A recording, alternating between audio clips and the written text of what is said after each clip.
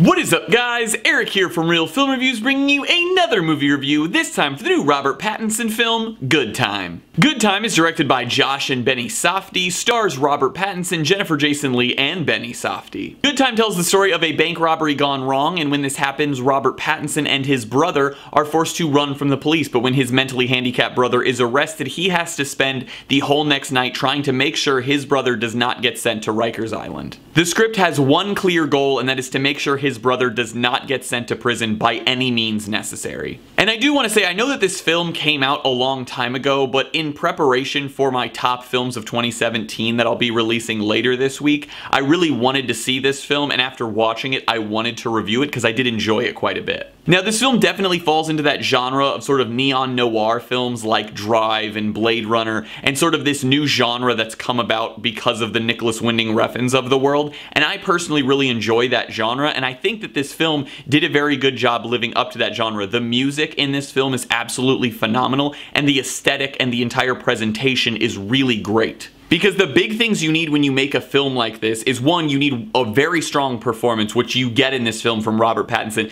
I would argue this is probably the best performance he's given in his whole career up to this point. He is so good in this film as this brother who is refusing to give up. Like, he is doing anything and everything to make sure that his brother does not get sent to prison. It's very admirable, but he also does a lot of things that are far from that. Another thing that a film in the neon noir genre needs is great lighting, and this film has that. It utilizes black lights and neon and red powder and all of these different things to give us really interesting and visually striking shots throughout this whole film with this very raw cinematography. And that's one thing that impressed me the most about this film, I think, besides Pattinson's performance, is the cinematography and direction of this film. It is absolutely amazing, and I know a lot of people are very upset this film's sort of just been forgotten about when it comes to the awards, but I think that that is the biggest one that was forgotten about, is the cinematography of this film, because it is beautiful. Everything feels so raw and in the moment, and none of it feels too staged or planned,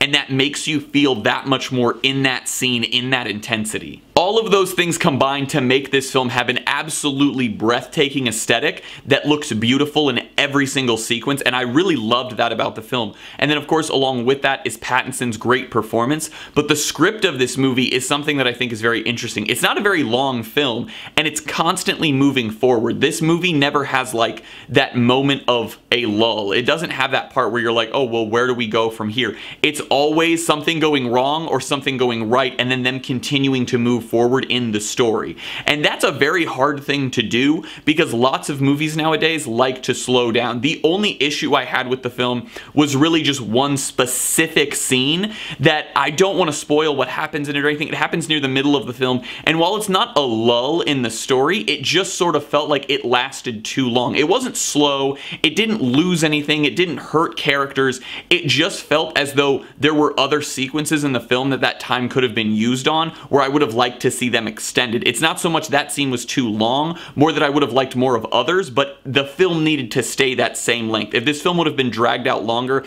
it would have had those moments where you were like, is this really necessary? So while the pacing was very good, and I think the total runtime of the film was very fitting for what we were watching, I think that there were a couple moments that could have been trimmed down a little shorter, so that way we could have been given a little bit more in other sequences, but that's not to say either sequence was hurt by that. I'm gonna give Good Time an A-. I genuinely think that Robert Pattinson's performance in this movie is phenomenal. It's definitely an award-worthy performance, and after seeing this movie now, I am a little upset that it sort of was just overlooked by all of the major award ceremonies, that he's just getting no love at all, because he's really great in this movie, and there are a lot of things in this movie that are great, and it's sad to see them all get overlooked, because I personally feel like this year there have been a lot of movies that were absolutely phenomenal, specifically Blade Runner and now Good Time, that sort of were just overlooked entirely by a lot of award ceremonies just because they don't fit that sort of award film aesthetic. Well, guys, as always, I'm Eric. If you enjoyed this review, please do like, subscribe, comment down below what you thought of Good Time, share everything we do here on Real Film Reviews, and hope to see you guys later.